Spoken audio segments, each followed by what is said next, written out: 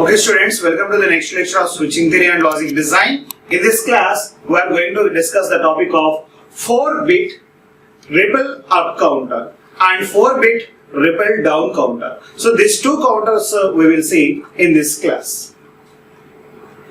Let us see.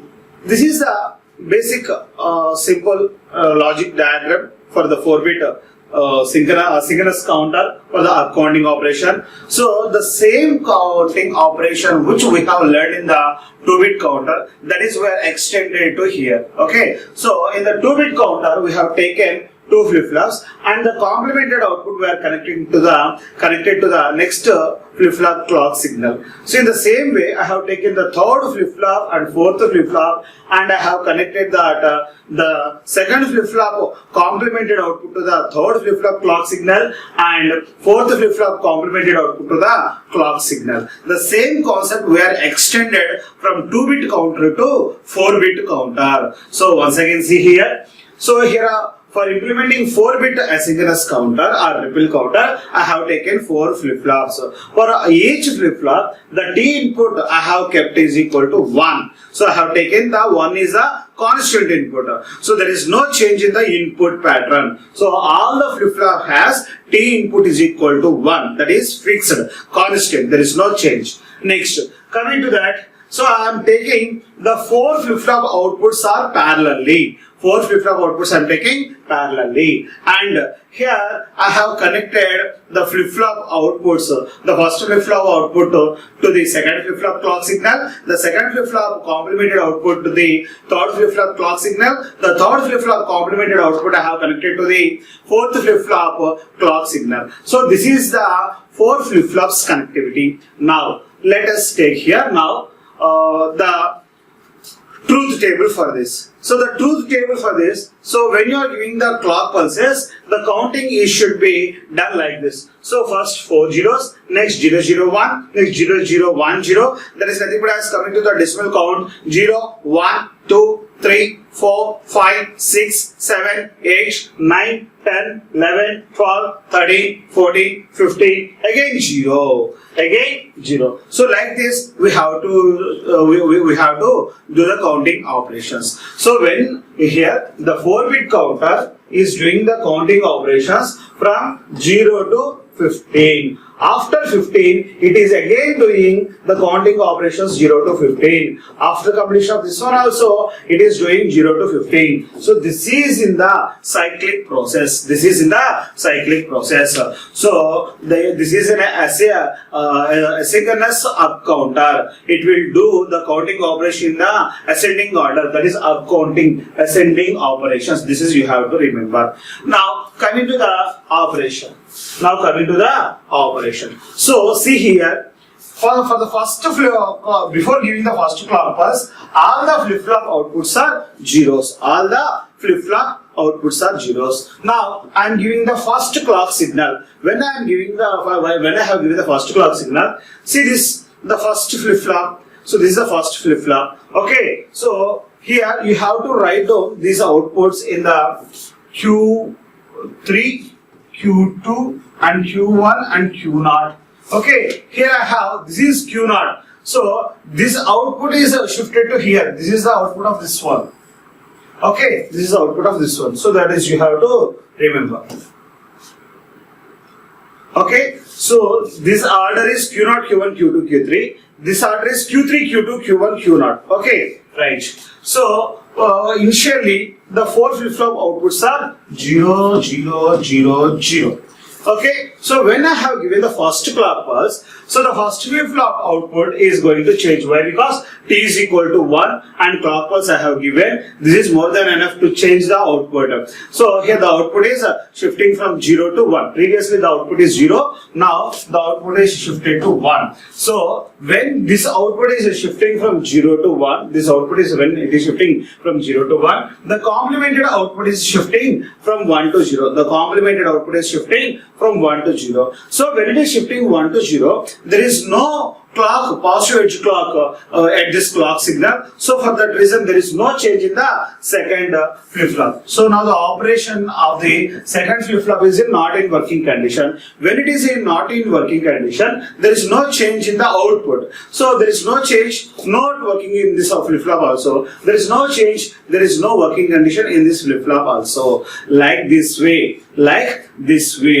we have to note it down values. So these three flip-flop outputs are again zeros. So the first combination is 0, the second combination is 00001. Next, the next combination in this next clock pulse. So see here, in this next clock pulse,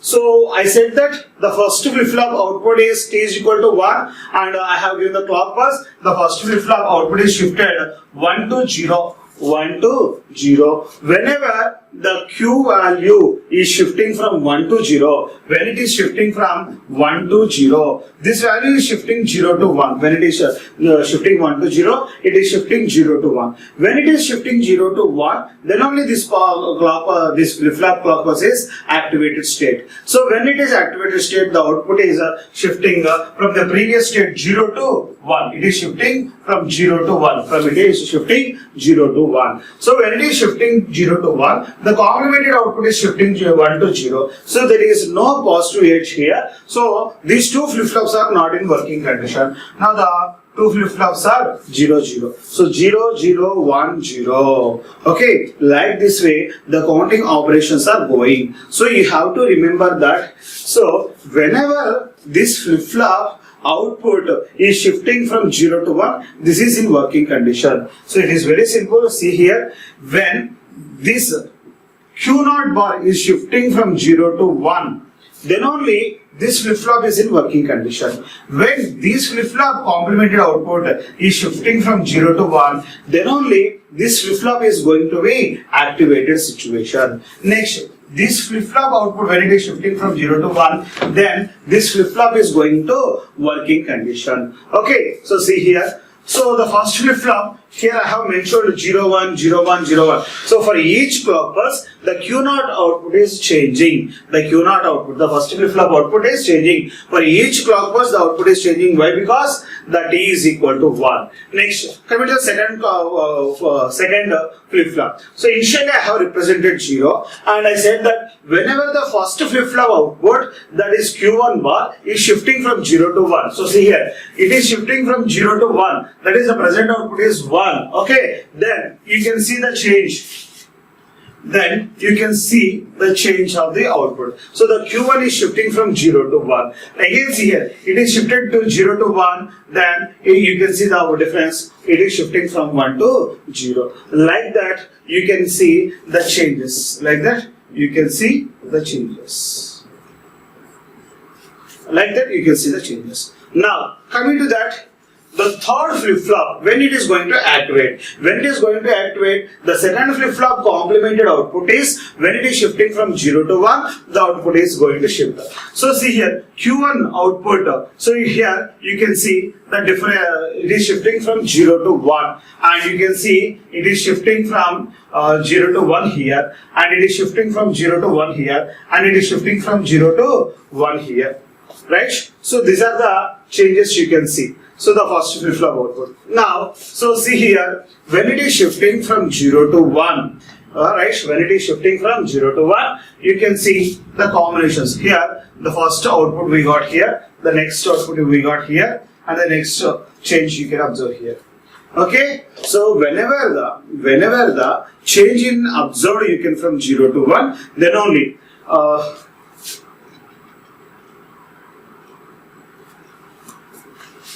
here you have to take, right, I said that when this third flip-flop is in working condition, you have to observe 0 to 1 transaction here. But here we represented Q1, Q2, Q3 outputs. But I am saying that Q2 bar, so this is the Q2 bar, this is the second flip-flop, first flip-flop, third flip-flop, fourth flip-flop. I said that second flip-flop complemented output is shifting from 0 to 1. That means the original output it is shifting from 1 to 0. So when it is shifting 1 to 0, it is shifting from 0 to 1. So that is, you have to check 1 to 0 combination. So you can see 1 to 0 combination here. You can see the 1 to 0 transition state, 1 to 0 transition state, 1 to 0 transition state. When it is shifting 1 to 0, the Q2 output is going to change. So whenever this transition occurred, then Q2 output goes to change. Whenever this transition occurred, then only the Q2 output goes to change. Okay, this is the next condition. Now coming to that fourth flip-flop. So again see here, when the fourth flip-flop is going to activate.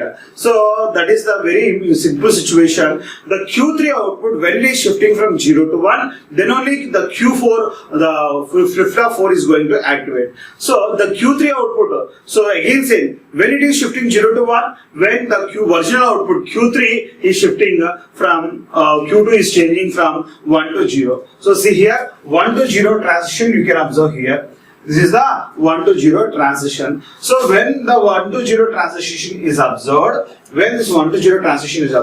so see here, up to now, the flip-flop, the previous flip-flop is in the deactivated situation only. Then only, when you have observed the 1 to 0 transition, then only the change in the flip-flop operation you can observe. Okay, after 8 clock pulses, for the 9th clock pulse, this flip-flop is going to be activated.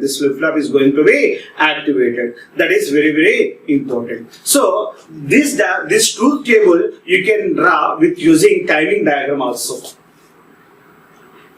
Right? So once again I am saying here you have to do the counting operation, that is also up counting operation. So just give the clock signal, and based on the clock signal observe the remaining flip-flops outputs and form the truth table. So this truth table I have to draw with using a graph by using timing waveform. For example, first take Q0.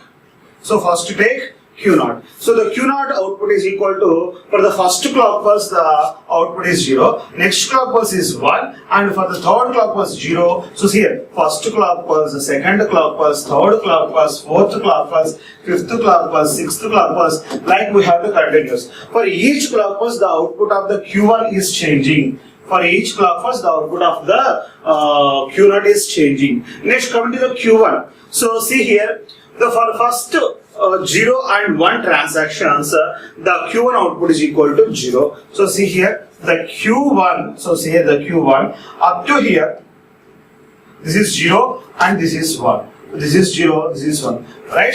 For every 2 changes, here you can see only one change in the Q1 output. Right? Next coming to the Q2.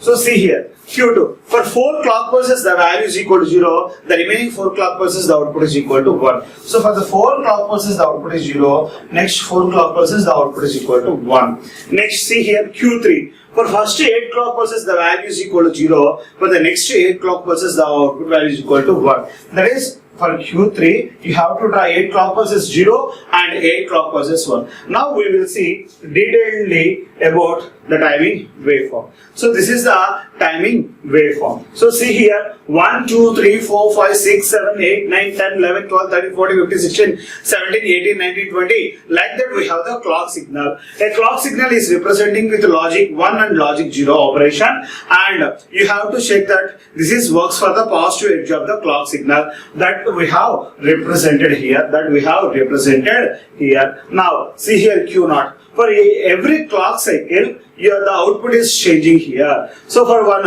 the clock pulse means for every positive edge you have to change the output for the Q0. So here we have the positive edge, then the Q0 is shifting from 0 to 1. Again you got the positive edge here, the Q0 output is shifting from 1 to 0. Again positive edge, it is shifting from 0 to 1. Again positive edge, it is shifting 1 to 0. Like that you can see the Q0 transition, Q0 output behavior. Next Q1 output, that is the second flip-flop output. The second flip-flop output, you can see for the first 2 clock pulses the output is equal to 0. For the next 2 clock pulses the output is equal to 1. So how we have represented in the truth table, the same way of behavior you have to represent here. Next coming to the third flip-flop, that is Q2 output. This Q2 output you can see for the first 4 clock pulses, the output is equal to 0. For the next 4 clock pulses, the output is equal to 1. So 4 zeros, 4 ones, 4 zeros, 4 ones. You have to represent like this. Next Q3, first 8 clock pulses, the output is 0. Next 8 clock pulses, the output is equal to 1. So see here, this is 0 and this is 0, this is 0, this is 0. 4 zeros, the output is equal to 0. So this is the Q signal. This Q signal is nothing but as a bus signal. It is a combination of Q0, Q1, Q2, Q3. So Q0, Q1, Q2, Q3, by combining these two, you will get a decimal value. 4 zeros are available. Okay, 4 zeros are equal to decimal 0. The decimal value we are representing. So generally Q signal we are calling as a bus. A bus is nothing but as group of wires. A bus is nothing but as group of wires where the 4 wires are Q0, Q1, Q2, 3. Next, here 0, 0, 0, 1. Simply you can write wherever the 1 is there, 1 you represent 0. See here 0, 1, 0, 1, 0, 1, 0, 1, 0, 1, 0, 1, 0, 1, 0, 1. So wherever the logic 0 is there, you have to write 0. Wherever the logic 1 is there, you have to write 1. Next 1, 1, 0, 0, 1, 1, 0, 0, 1, 1, 0, 0, 1, 1, 0, 0. Next 0, 0, 1, 1, 1, 1, 0, 0, 0, 0, 1, 1, 1, 1, 0, 0. Right? Wherever the 0 is there, you represent 0. Wherever the 1 is there, you represent 1, 1, 1.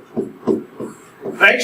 Like that we have represented. Now, for the first clock cycle, see these values 0, 0, 0. 4 zeros are available, 0. Next, 0, 0, 1, that is equal to 1. 0, 0, 1, 0, that is equal to 2. 0, 0, 1, 1, that is equal to 3. 0, 1, 0, 0, that is equal to 4. 0, 1, 0, 1, that is equal to 5. 0, 1, 1, 0, that is equal to 6. 0, 1, 1, that is equal to 7. 1, 0, 0, that is equal to 8. 1, 0, 0, 1, that is equal to 9. So like that 0 to 15 values we have represented. After 15, again the cycle restarted here. That is, it is starting from 0, 1, 2, 3, 4, 5, 6 like that. So this is the timing diagram of the 4-bit up counter. 4-bit up counter. So let us see once again the 4-bit ripple counter, that is the up counter. Coming to that, the ripple up counter, all the flip-flop inputs are t is equal to 1 and the complemented output is connected to the next flip-flop input, next flip-flop clock signal for the up counting. If you take the down counting, the original output is connected to the next flip-flop clock signal. So see here, this is the down counter. This is the down counter. So see here for this down counter, the first flip-flop complement original output is connected to the second flip-flop clock signal. The second flip-flop original output is connected to the third flip-flop clock signal. The third flip-flop original output is connected to the fourth flip-flop clock signal. Okay, in the same way how we have drawn for 4-bit asynchronous counter, the same type of style we have used, but the positive, the original output Q is connected to the next flip-flop clock signal. So this is the behavior of the 4-bit ripple down counter. And coming to see the truth table. So the countings were starting from 4 ones and next 111 0, next 1101, next 1100, next 1011, next 1010, next 1001. Like that we have the counting operations. Like that we have the counting operation. So this is the 4-bit ripple down counter. This is the 4-bit ripple down counter. In the next class, we will see asynchronous decade counter, that is mod 10 counter. Up to now, we have seen 4-bit counters. They are counting starting from 0 to 15. But this mod 10 counter is a special counter. It will count only 0 to 9 operations. So mod 10, that is, it counts only 10 operations. After that, it is again starting from 0. Okay, right. That we will discuss in the next class. Okay. Thank you.